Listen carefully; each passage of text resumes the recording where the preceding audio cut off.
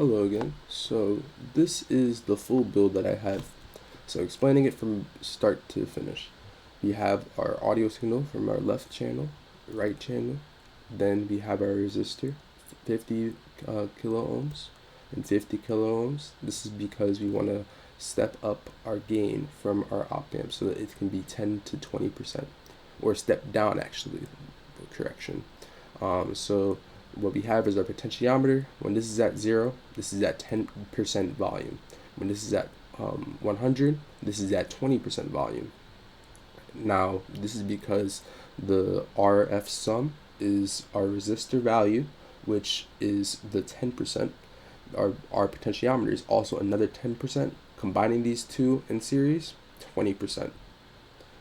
Now over here, what we have is our high pass, and then we have our low pass. High pass, we're measuring it from capacitor and parallel resistor. We have, for our low pass, we have a resistor, then a parallel capacitor.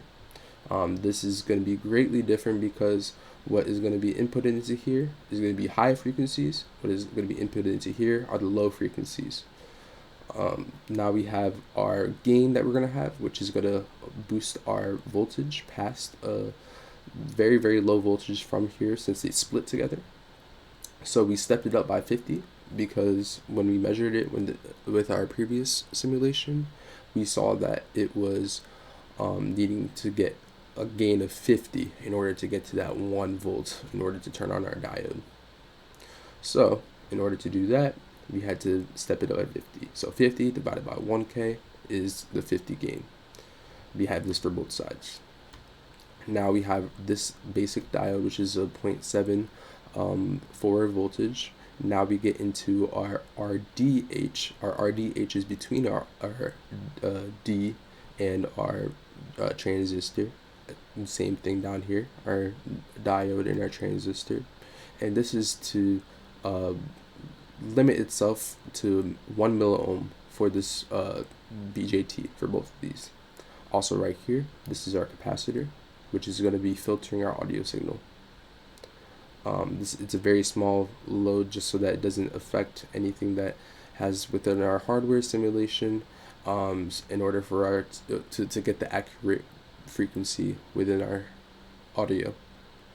Now with this BJT, we have the LED coming up and we're over in order for us to have a 30 milliamp current in order for our LED to flash. Same thing over here with our blue LED. So now if I run the simulation, we see our currents are limited to 30 milliamps, and I already explained on our previous video why it's not exactly at the 30 milliamps that we want, but this is the correct build from start to finish.